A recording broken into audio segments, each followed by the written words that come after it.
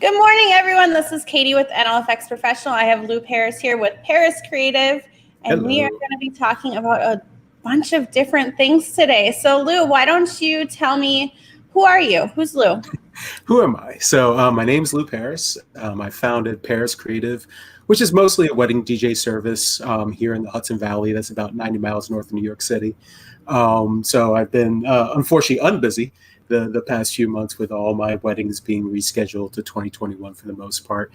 In addition, I'm also the founder of Q, which is an event planning platform, business management platform for the industry as a whole. So even though one part of my business is unbusy, the other one's getting more busy. And do you think that it's getting more busy because people have time to use the software? Well, that's a hope. So right now, my software is still 80% complete right now. I actually just brought on 2 developers as full-time people.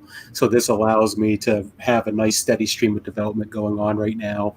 I spent a while trying to actually secure funds to get my code that I developed some years ago. I finally was able to do that.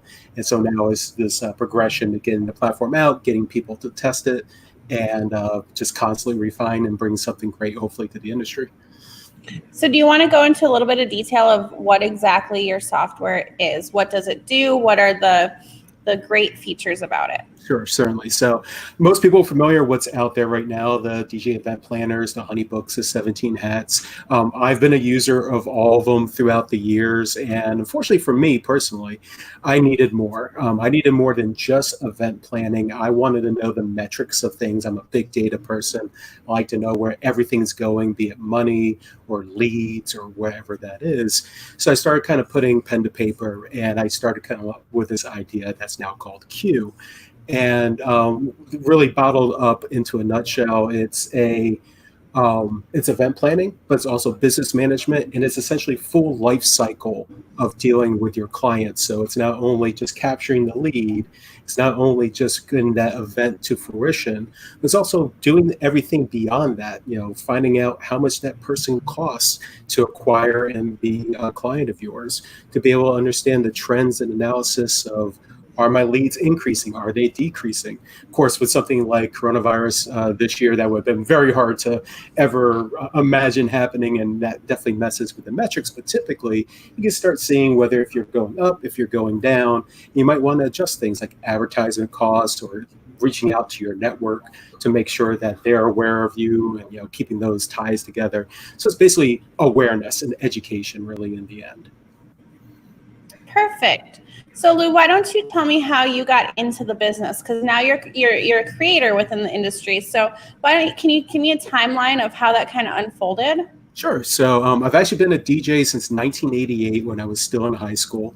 I actually worked my way through the circuit of the college radio stations and the college parties. I ended up actually in radio in DC for some years, and also the club scene there. And then I actually hung up my headphones for a number of years. My IT career was flourishing. It was really hard to justify being a DJ and trying to juggle 2 things. And then I moved here into the Hudson Valley back in 2012, and I needed additional funding. It just basically came down to I just didn't make nearly as much money as I had prior. And what a better way to get back into DJing. I've always had a love of music. I've always had this desire to kind of get back into it. And now this was finally an outlet for me to be able to do that. So, with luck by my side, I started it up. By my second year, I was already filling out my calendar. And it's just been a great, endeavor throughout this past 8 years that I've had my business. Looks like Freddie says he loves your attention to detail and your creative mind. You are a great guy. You are the man. And he says, hey. Thanks, Freddie. I don't know if I'm the man, but I'll go with it. So Lou, kind of to expand on that a little bit, are you mostly a wedding DJ? Do you do clubs? What is your niche? My focus really now is weddings. I have done the club scene, the school dance scene, proms way back when, and weddings for me is definitely kind of a merge of kind of everything. I'm not nearly as into the super modern music. So while I get into top 40, don't get me wrong, staying completely on trend and on topic of what everybody's listening to, whether it's now on TikTok or whatever, it's not necessarily what I want to do per se. Weddings tend to be a little bit older crowd, a little bit more mature crowd. There's definitely a lot more money and value in for me at least.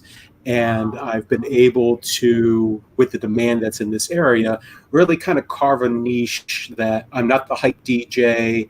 I'm definitely more the analytics and making sure the process goes. No, by the way, I play damn good music on top of all that. So it's kind of merged that worked with my personality and works within this at least segment of the industry.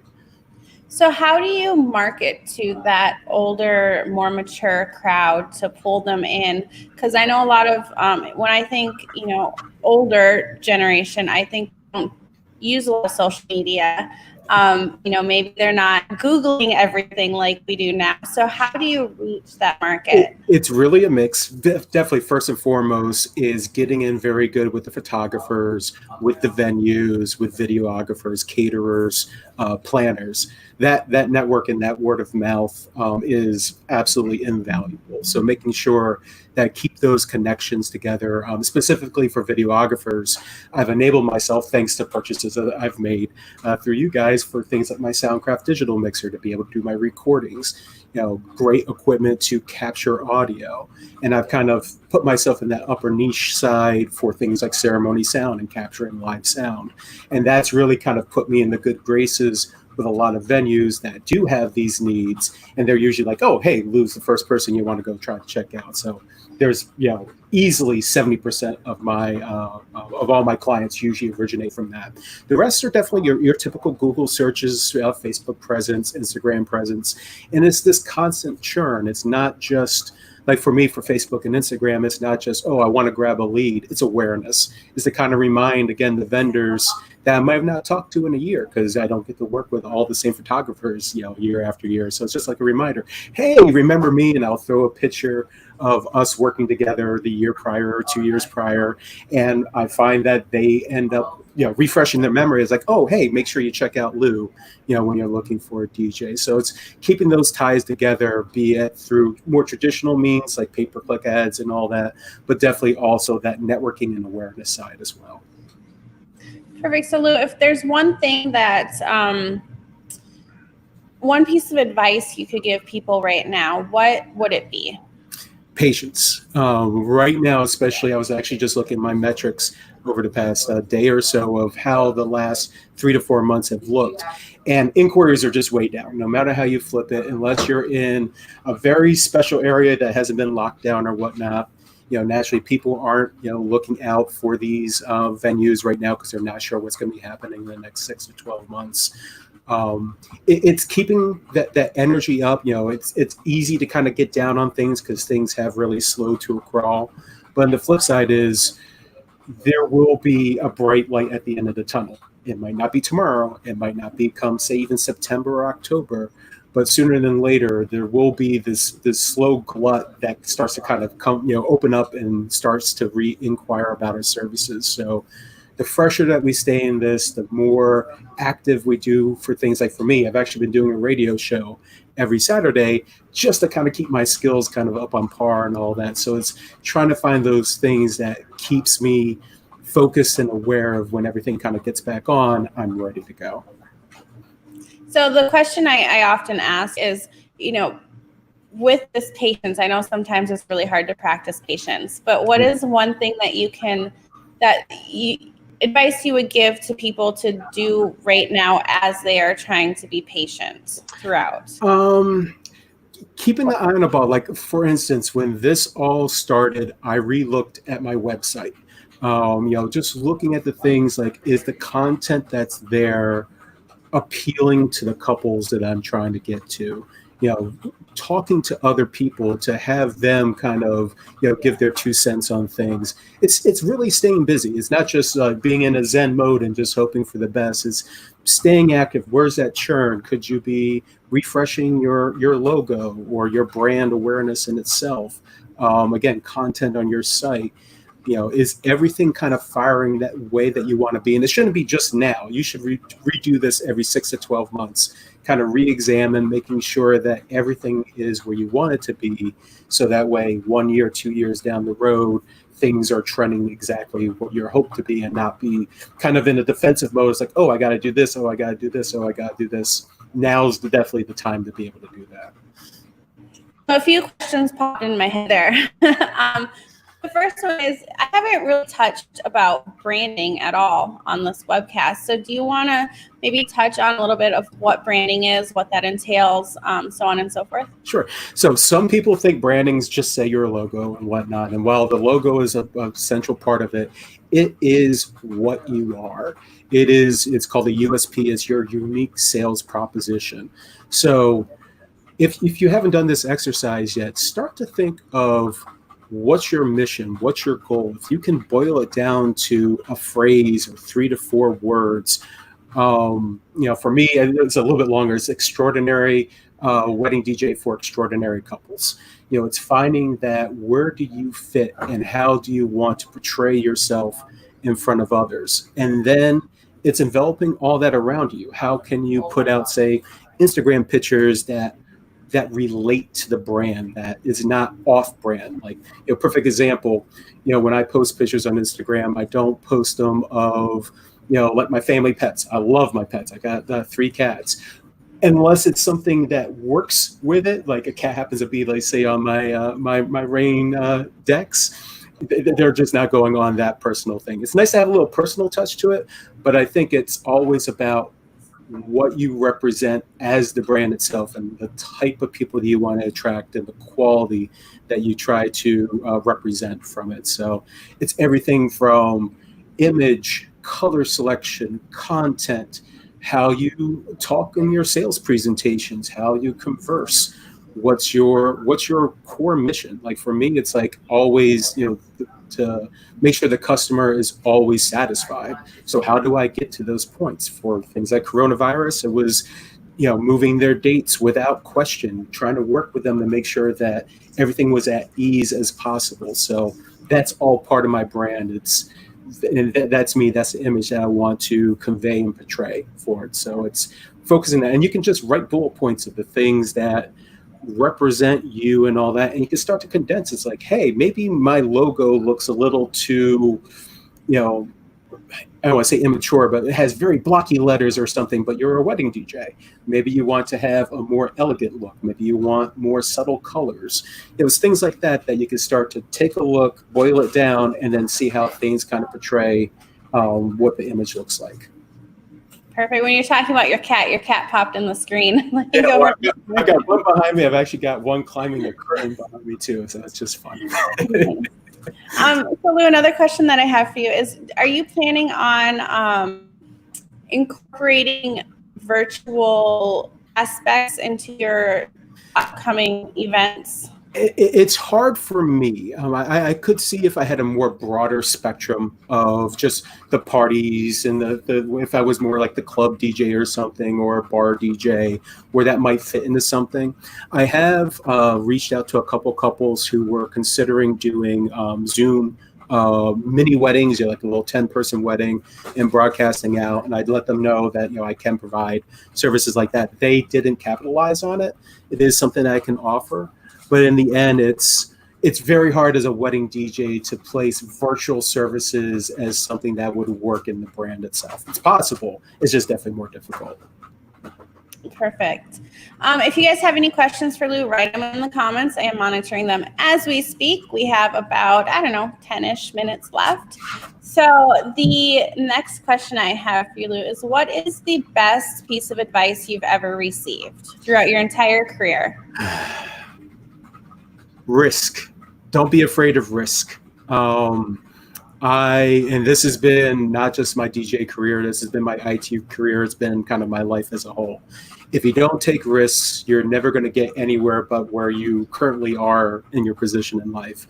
When I decided to start Q, that was a $30,000 capital investment that I really didn't have a lot of cash to do it, but I felt so enamored by what could happen with it that I was willing to take that risk. Same thing for DJing. I was able to rent some things and kind of get to where I want, but I knew there was going to be some big capital investment that would be needed to do the things I wanted to do. So don't be afraid to exercise something that you believe in. That if there's something that's just kind of crawling in your mind, it's like, I need to try this, I need to do this. Don't be afraid to do that, because otherwise you'll just never know the outcome. You may fail at it, and one should never be afraid of failure.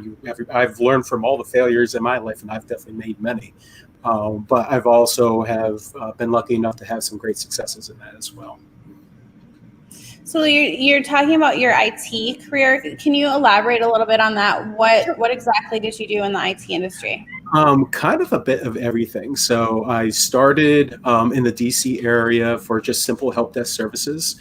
I kind of moved my way into website design, ultimately into software and network support, all the way up to intelligence services. So the last jobs I worked at, the last few, the FBI, Department of Justice, the NSA, the CIA, the DIA, and my services were, how to find solutions, solutions to really complex problems. And I've been lucky enough where in my IT career where I was able to touch on everything, storage virtualization and networking and how applications work, and and even design. I did a little bit of programming in that as well. And I was able to kind of coalesce all that to allow me to help me both, say, with Q and also my IT career. My backup solutions that I've built into it, from having a spare laptop to having a UPS device to having a whole mixer I can kind of place in at a moment's notice, was all part of the experiences I had as an IT professional for many years. I've been doing that now for 24 years. So I've been very lucky that I've been able to touch all these different pieces of software, to work with lots of people. I've worked with 3-star generals. I was actually on Obama's commission for interagency collaboration. So got to meet lots of just interesting people. So it was a really great experience throughout my career. Did you ever meet Obama? I'm sorry, can you say that again? Did you ever meet him, President? Did you ever get to meet him? Very, very briefly. So I got to shake his hand and talk to him for about 4 seconds. Very cool. So it really sounds like this new software that you have, Q, is it just the letter Q or is it QUE? QUE. So the original name before that was eQuity.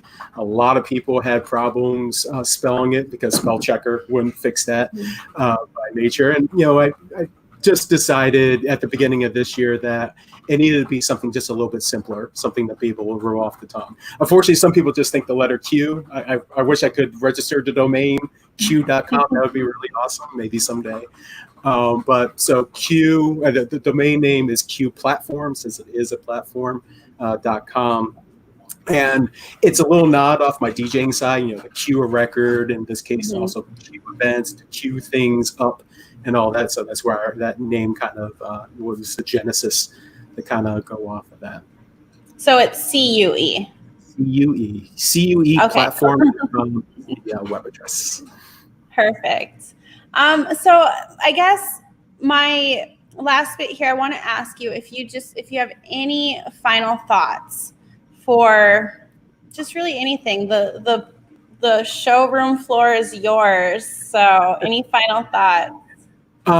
Biggest final thoughts. I know I get a lot of DJs who reach out to me, like on Facebook Messenger and all that, and a lot of them are stressed, especially with what's happening with events, especially now with the South kind of starting to close up again a bit, and nobody knows what exactly is going on.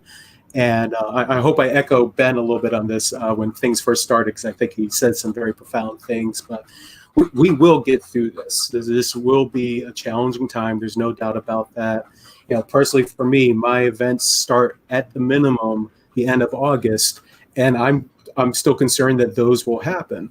But the flip side of that is I have the confidence that things will happen. It may take longer, but in the end, I still think there's a nice big reward at the end of the tunnel. We just, we have to try to alleviate the stress. We should all lean on each other. As everybody knows, they can always reach out to me on Facebook and other methods, and I'm always there to help answer questions, whether technical, business, or just if they need to kind of rant about the state of the world and all that. I'm always there to talk and reach out to people. Perfect. So the final question that I have, as you all know, is from my son Jackson, who is 10. And it's not even a question this week. It's more of a statement that deserves a response. And it is, come up with a new sport. Come up with, wow.